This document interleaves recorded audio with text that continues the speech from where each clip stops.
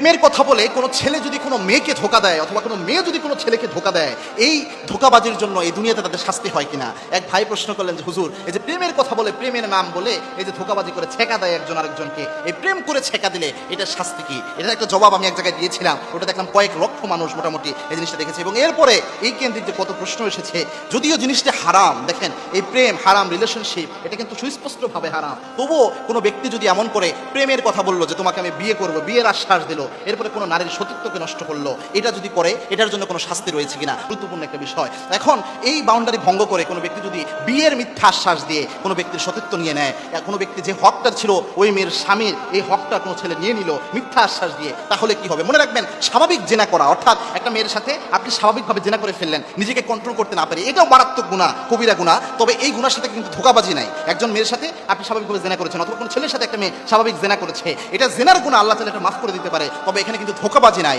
আর যখন কোনো ছেলে কোনো মেয়েকে এই ওয়াদা দেয় যে আমি তোমাকে বিয়ে করব, এই ওয়াদা দেওয়ার পরে যখন জেনা করে, যদিও সুস্পষ্ট চূড়ান্ত হারাম, কিন্তু এখানে যদি পরবর্তীতে বিয়ে না করে, তার সতীত্ব, মেয়ের সতীত্ব কিন্তু তার স্বামীর হক, এরপর যখন বিয়ে করেন ওই ছেলেটা, তখন কিন্তু এখানে ধোকাবাজির আশ্রয় নেওয়া হয়। আর এই ধোকাবাজির জন্য আল্লাহ পানিশমেন্ট অবশ্যই দিবেন, কেননা ধোকাবাজরা কখনো নবীর উম্মত হতে পারে না। এবং কি আল্লাহর হাবিব সাল্লাল্লাহু আলাইহি ওয়াসাল্লাম জানিয়েছেন যে মান গাশানা ফালাইসা মিন্না, যে ব্যক্তি ধোকাবাজি করে, প্রতারণা করে, আর যাই হোক ওই ব্যক্তি কখনো আমি নবী মুহাম্মদের উম্মত হতে পারে না।